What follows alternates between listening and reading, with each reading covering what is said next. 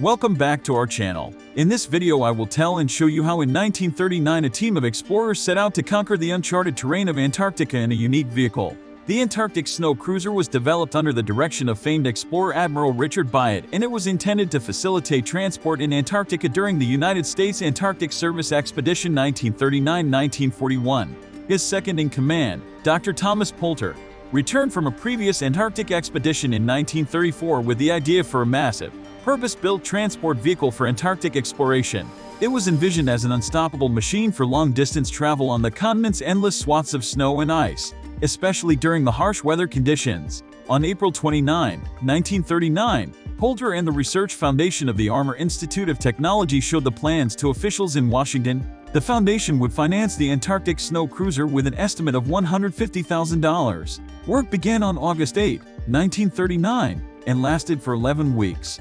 Designed particularly for traversing crevices, the vehicle had long overhangs at either end, as well as retractable wheels to assist in this process. The Snow Cruiser was 55 feet 17 m long and 15 feet 4.6 m wide, weighed 45,000 pounds 20 tons, and was designed to house 4 to 5 people for a year with all their food, fuel, and equipment. Besides living quarters, it held a science lab, a photography darkroom, an engine room, and a small machine shop. Its wheels were each 10 feet 3 m in diameter, weighed 700 pounds 318 kg, and were made from a special type of rubber that would not break or crumble in the extreme cold. Each wheel could be steered independently with its own motor, a system that would allow the Snow Cruiser to navigate difficult terrain or cross 15-foot wide crevices. The vehicle was designed for an average speed of 1 to 13 miles 16 to 21 km per hour, with a maximum speed of 30 miles 48 km per hour.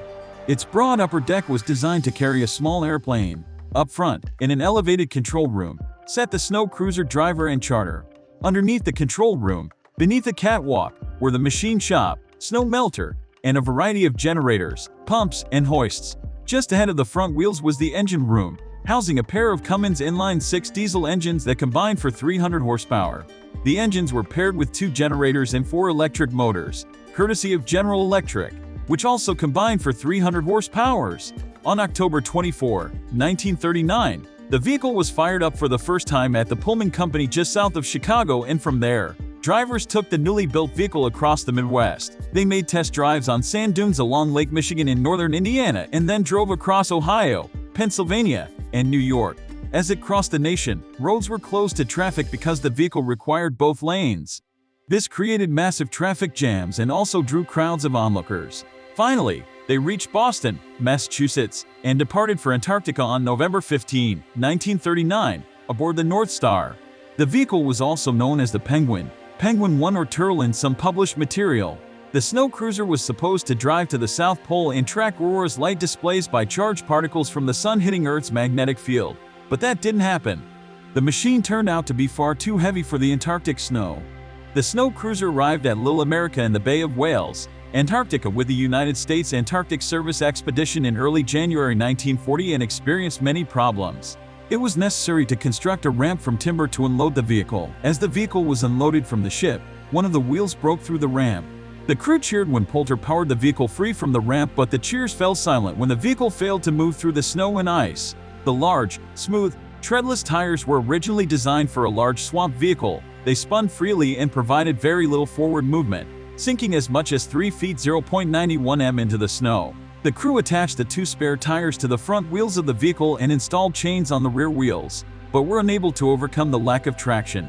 The crew later found that the tires produced more traction when driven backwards. The longest trek was 92 miles 148 km driven completely in reverse.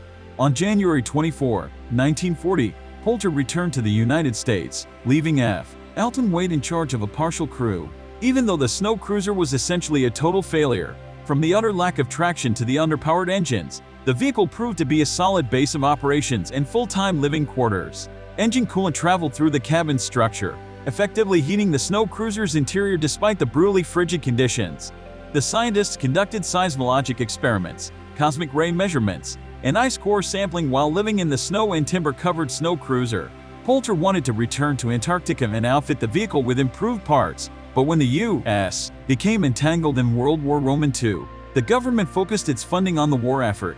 The Antarctic Snow Cruiser was abandoned at the Little America Roman III base on December 22, 1940. During Operation Highjump in late 1946, an expedition team found the vehicle and discovered it needed only air in the tires and some servicing to make it operational. In 1958, an international expedition uncovered the snow cruiser at Little America Roman III using a bulldozer.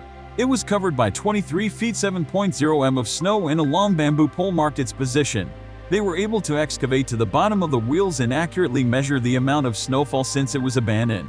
Inside, the vehicle was exactly as the crew had left it, with papers, magazines, and cigarettes scattered all around. Later expeditions reported no trace of the vehicle. Although there was some unsubstantiated speculation that the traction-less snow cruiser was taken by the Soviet Union during the Cold War, the vehicle most likely is either at the bottom of the Southern Ocean or buried deep under snow and ice. Antarctic ice is in constant motion and the ice shelf is constantly moving out to sea.